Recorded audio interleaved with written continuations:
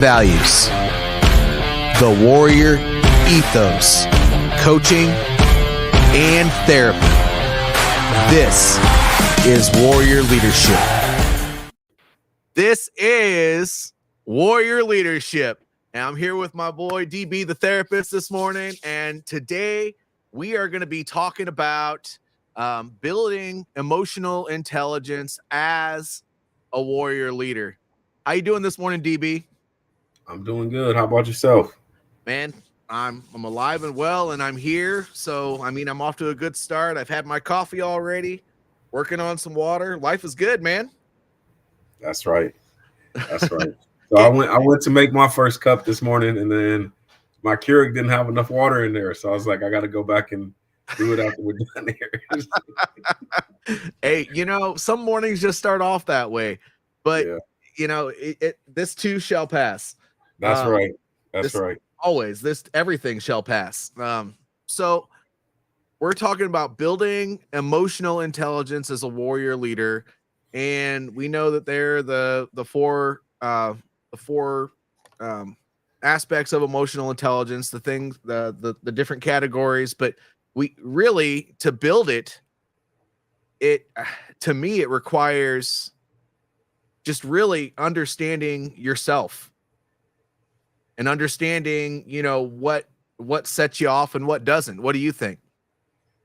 Absolutely. Awareness of self. It kind of goes back to when you think of Maslow's hierarchy of needs. I think we start there with obviously the physiological needs are first, but then when you talk about the self, it's about self-worth and really knowing who we are, and that awareness. And that takes time for a lot of us to develop that. I know oftentimes when I'm working with people, this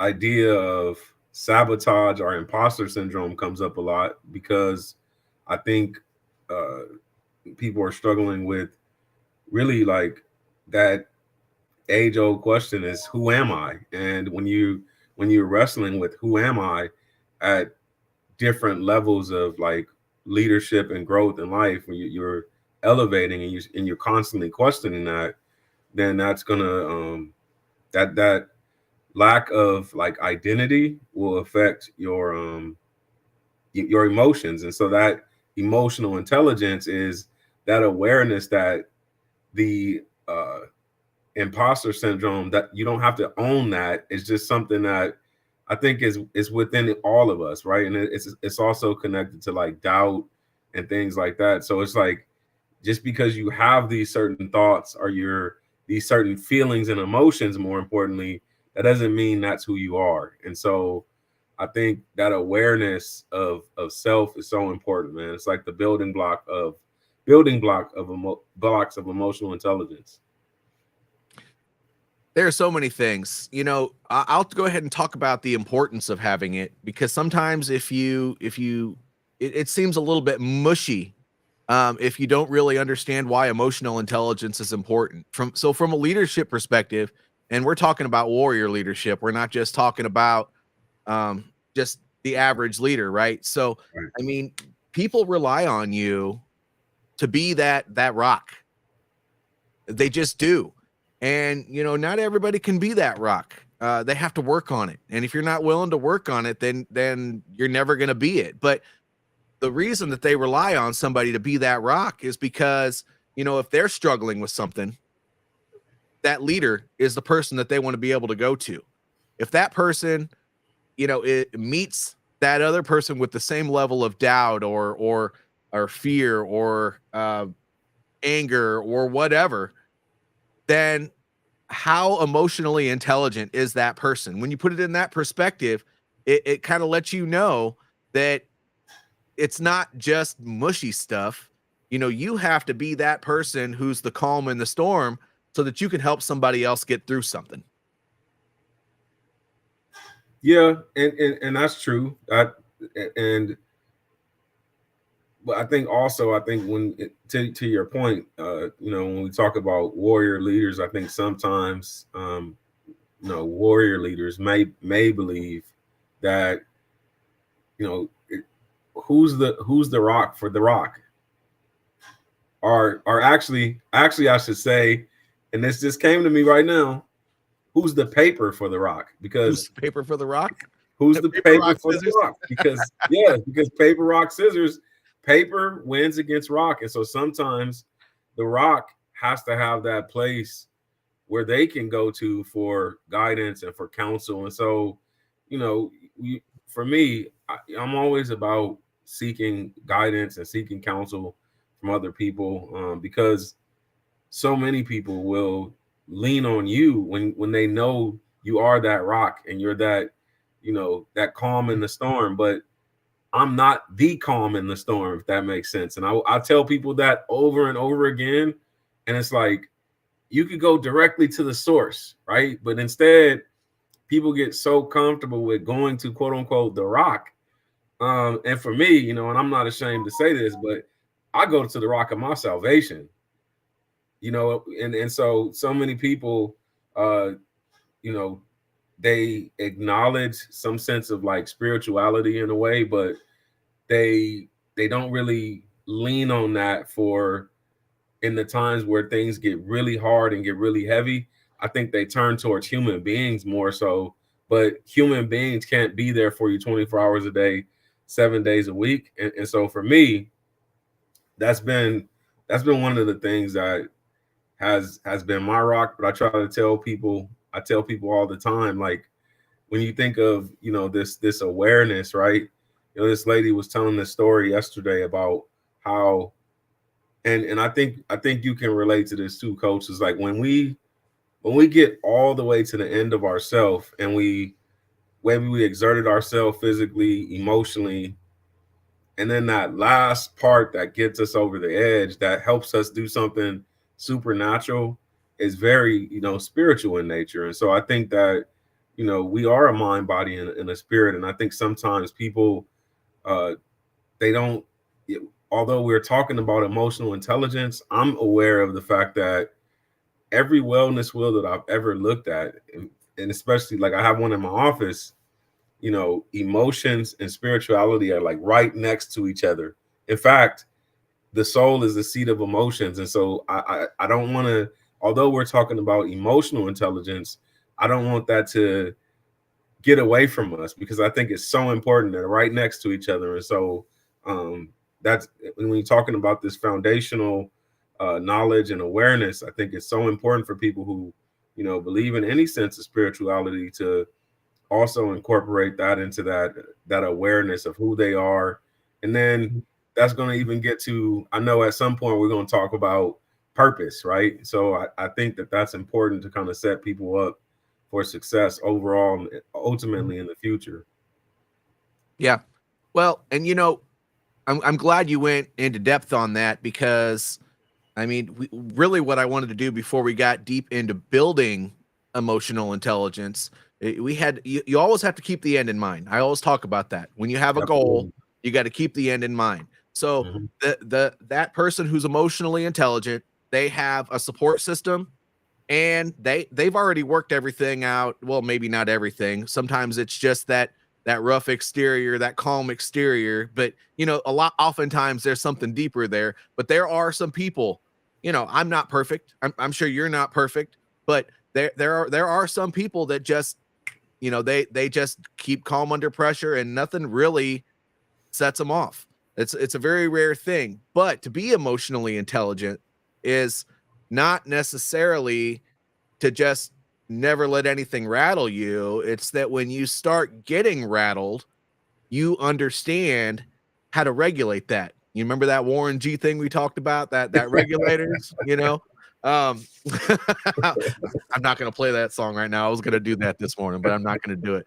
No, but if you can understand how to regulate that and get yourself back to center so that you can it's everything when it comes to being a warrior leader is about um even reframing, emotional intelligence, uh being strong for other people. It's really all about mindfulness, it Mhm. being able to keep yourself in the moment so that you're not distracted and everything else. Because if you can keep your eye on the goal, if you can understand when something's getting out of hand, and you can reframe that negative into a positive, and you can take that emotion that's building up and figure out how to regulate that so that you can keep yourself calm to get through whatever situation you're in, damn it, you're a warrior leader. Yep. And you know what? To that point, coach, we there's work that we have to do. I mean, we know this, right? And remind me, I just know after an engagement, we call it an after actions review. But what do we call the pre-planning before the battle? A mess. I can't say again. A mess. A mess. No, but no, we do. I'm getting to the point of, like, as warriors, we do a lot of planning. We do a lot of training and a lot of planning, so that way, to the best of our ability, right? To when something happens, then we played it out to the best that we can, but then we try to learn from it afterwards. And I think it's important, when you think about emotional intelligence as a warrior leader, to incorporate that same strategy in our own lives. Like, there's things that, when you talk about awareness, like, in that we're talking about that building block, there are things that I learned about myself throughout my day or throughout my life that I didn't know until I got into that situation. And so for me, when I tell my clients all the time, hey, you need to journal.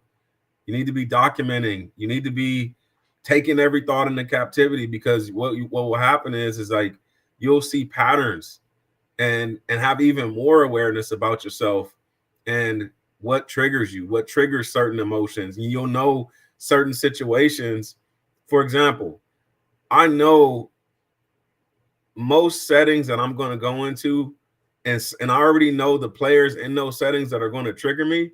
So I prepare for it before I go. So the only reason I appear to have that calm in the middle of the storm is because I've already put in the time and prepared, because I knew that those certain players are going to be there to trigger me. And almost always, man, it happens. And now I learned this: the times when I'm slipping and I'm not regulating those emotions by preparing before, almost always the smallest thing gets me off my game. And so it is that putting in the work ahead of time, and then afterwards assessing yourself and figuring out, okay, how did I do in that environment around that person that I know triggers me? Because let's be real here. There are certain individuals out there, and I'm going to say this, that see that calm in the middle of the storm for that warrior leader, and they are envious and jealous of you because they want what you have, but they don't want to put in the work to get it. And so I want to give people, even those people, I want to give them the script. Like, and I've been, I'm a person I'm very transparent about, my process and all that stuff, but that doesn't mean that everybody's going to do it. No, everyone isn't going to, you talk about, basically in the beginning, when you talk about warrior leadership, you like, take up that ruck and follow me. Everybody doesn't want to put it on the rucksack, coach. No, as a matter of fact, a lot of people would rather sit in the background. That's it. Well, not just sit in the background. They want to sit in the background and talk. And so I can do it better. So, man, it's one of those things where, knowing yourself and being able to prepare for these situations, but that's where that emotional intelligence is so crucial. So, like, in our society, especially as men, and I know it applies to women too, but for men, we haven't really been given space to really explore our emotions. And so this idea of emotional intelligence for men is a nuance, because women have always been able to explore their emotions. And so that's why women are more emotionally intelligent than we are. And so this is new to, speak to men and say, hey, as a warrior leader, you need to be emotionally intelligent. Yeah. Well, it may not seem like it, but in the military, the higher up you go, they do have a lot of this work built into the professional development process. As a matter of fact, one of the main pillars of leadership for the U.S. Army is that I know myself and I seek self improvement. That's one of the principles of leadership. So, I mean, when you think about it that way, you know, that just tells you, if you don't already understand what triggers you, if you don't already understand what gets you riled up and causes you to go off kilter and do worse things every day than you could possibly, you got to be your best. And if anything keeps you from being your best, that self-improvement that they're talking about is that you have to work on it. And so I think what you're talking about is those people that attend these professional development sessions that try to get up there and say this works, and this works. Some of those guys really are not applying the principles that they know, that they preach and all this other stuff. And those people, it's pretty obvious. And nobody's going to follow a blowhard. Well, I don't mean to be so blunt about it, but let's think about this for a second. When you talk the talk, but you don't walk the talk, that's not leading by example. Just because you know the book, that doesn't mean you apply it. And so there are many leaders out there that they're the last person somebody would want to go to lead them through an exercise or a project or a difficult situation. And so the ones that people do seek out are the ones that they don't just talk the talk, they walk the talk, and they know it just inherently, because the feeling that you get when you get up to somebody that isn't gonna let you down, there's nothing that replaces that. And so we need to find those people. And by the way, if you're trying to develop emotional intelligence, those are the people that you should be talking to and asking for mentorship with, and they can kind of help you through that process, because chances are they weren't always there. That's a good point. And you reiterated something that you said earlier about perfection. We never, at least I hope our audience never sees that or thinks that we're portraying ourselves as perfect. No, I'm not perfect. You acknowledged earlier that you're not perfect, and I think that vulnerability as a leader to show that you're not perfect helps people begin to even start that journey. Because I think for me, I always thought I needed to be perfect. Like I believed that. I made myself believe it, and it's not true. You don't have to be perfect. As a matter of fact, when people can see that you're fallible, then they're more likely to be like, all right, this dude is actually really a human being. He's not a robot or a machine. And it's been, and life humbles you in that way, man. When you start, and this is what I think is so powerful about life, man. It's like, for us, we've gone and seen some things and been through some experiences in life. And then when when you get out the military and you go into civilian life, you realize that everything that you saw in the military, specifically, the thing that I'm focusing on more so, especially when you talk about emotional intelligence, is grief and loss in the military. There's so much of it, and it happens so rapidly, especially in the combat zone. So much grief and loss is happening at once. And then when you get into civilian life, that grief and loss is spread out more, but you start noticing, like, wow, that same emotion that I felt there is this same thing that I feel right now. And it's called grief and loss. And there's a way to deal with that and to process that, but you can't do that if you don't have emotional intelligence. And man, that emotion of grief will overwhelm you if you don't have awareness of it. And there's a way, and I think this is where what connects us all as human beings, whether you were in the military or not, is like, you're going to have that grief and loss experience where you need to push through. You got to get through. Like, I was working with the lady the other day, and she was so overwhelmed with grief, and she said, it feels like lead in my body and I can't move. Right now, imagine, that, and like in life, you can't afford to stop for too long. You can freeze for a moment and gather yourself, but you can't stay there too long. Eventually, that FMLA is going to run out. You're going to have to go back into the office. You're going to have to get back in the saddle and work. When you have children still in your life and people that are looking up to you, you know, they're expecting you to come back from that. Because if you've been inspiring them and lifting them up, and then all of a sudden, and I'm not being harsh, this is reality, and you have one death in your life and they see that and they're like, oh, everything that they were saying. And this goes back to you talking about walking it out and talking it out. You know, we have to be an example no matter what's happening. It's not suck it up and drive on. I believe that we deal with it, we address the issue, and that's that awareness, and then we continue to drive on. And as we do that, those things will come back in our life. Those emotions will come back, but we'll be more equipped to deal with them because we didn't repress the emotion or suppress it. You're right. And you know, there will be times where you have to repress something just so slightly, just to push it out of the way. But you know what a lot of people don't do is that they never come back to deal with it. So you know, you have to address those things, otherwise they build up, and it's kind of like a volcano, right? It sits there and it builds up over the years, and then eventually it explodes. Well, guess what? We're the same way.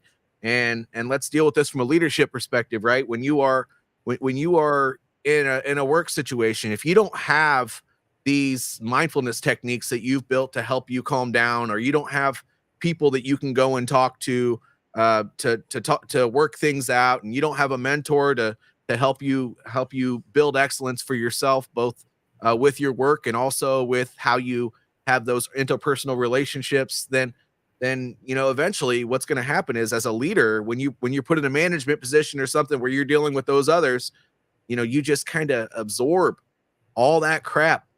And if you don't have an outlet for all of that, well, then you're just like that volcano, man. It just builds up and up and up and up, and then your top will explode eventually.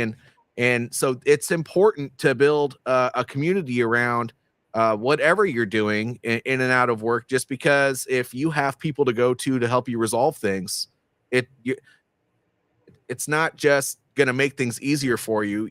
Actually, there's going to be a time where you need to be there for them. And so, you know, it's a give and take relationship. You need to have these things built in so that you have that emotionally safe work environment. Yep. I agree with you, sir. Indeed.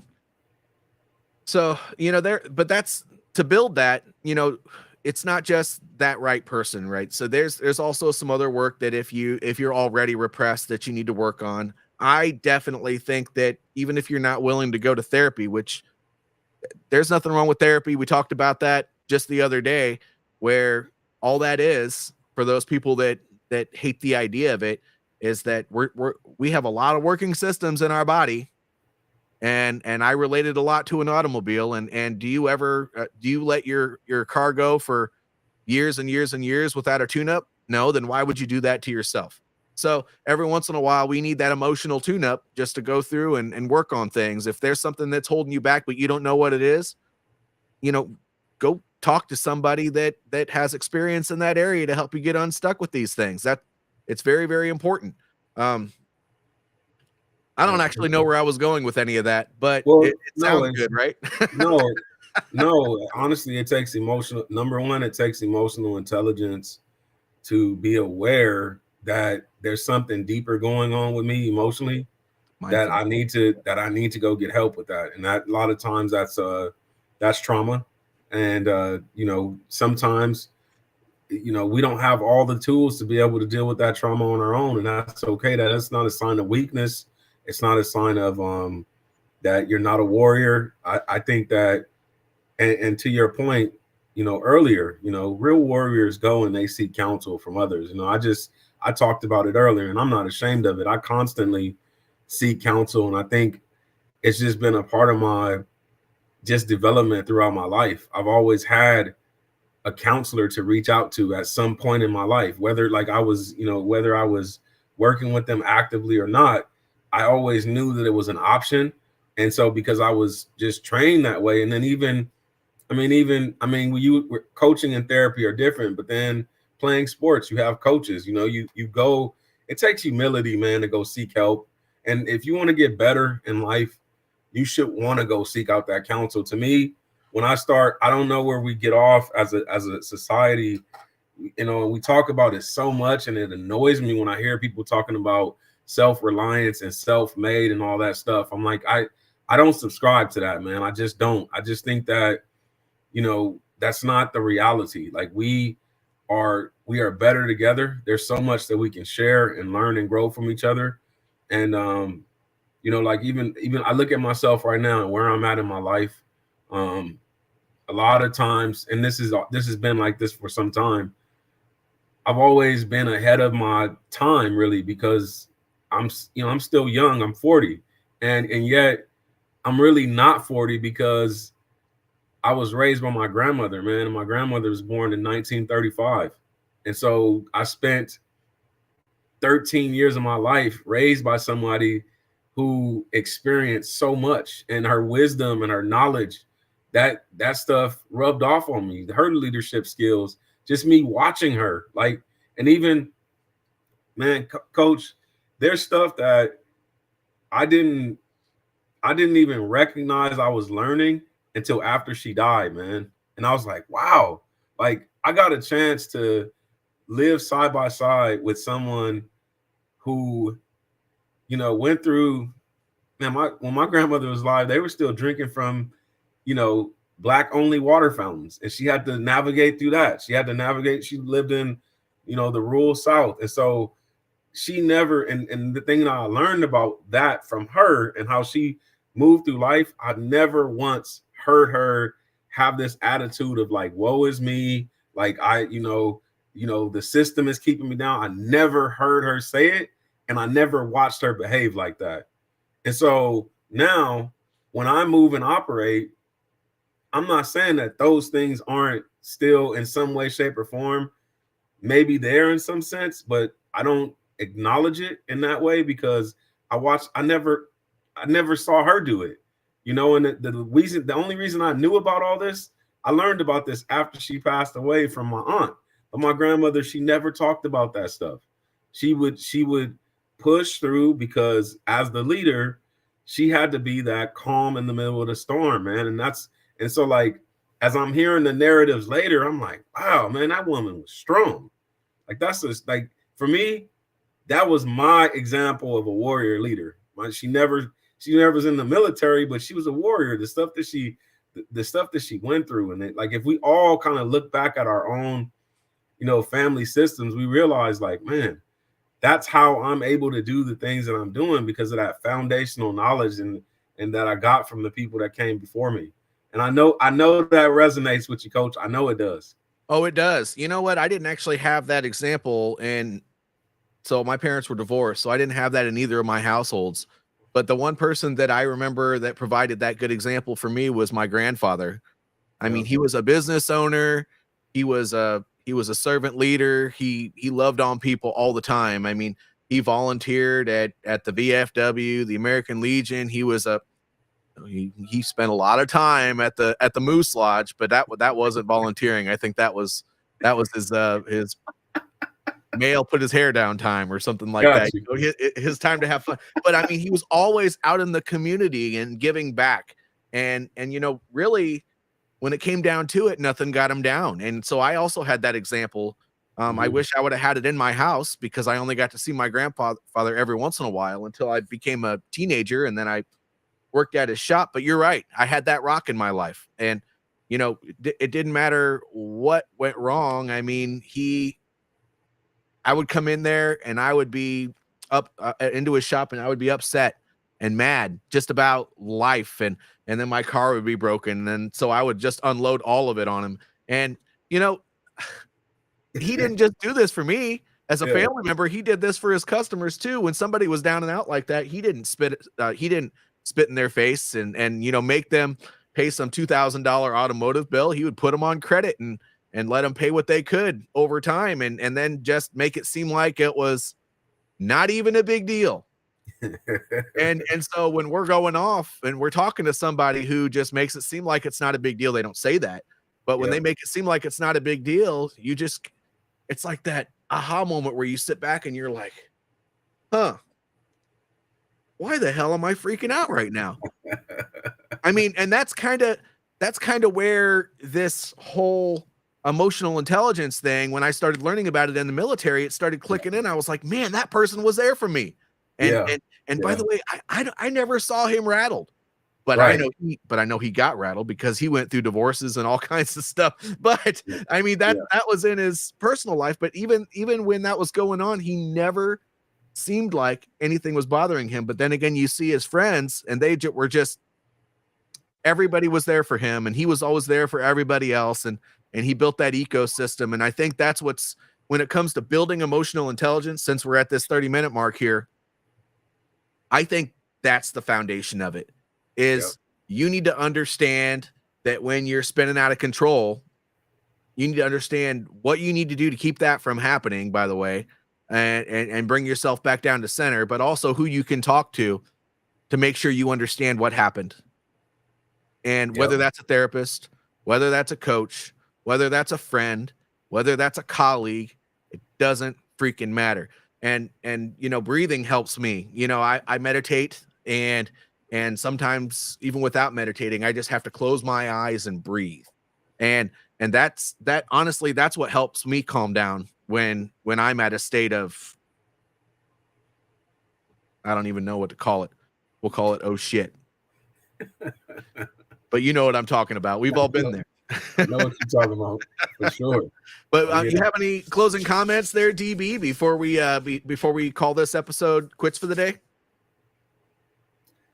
I would say this: emotional intelligence, like any form of intelligence, it can be learned, and it can be, and anything that can be learned can be developed, and anything that can be developed can be perfected over time. And so, continue to study yourself and develop that emotional intelligence that's so necessary for you to get to that next level in your life as a warrior leader. And just remember, you hinted to this earlier, we are not perfect. We are designed to be imperfect. Know that.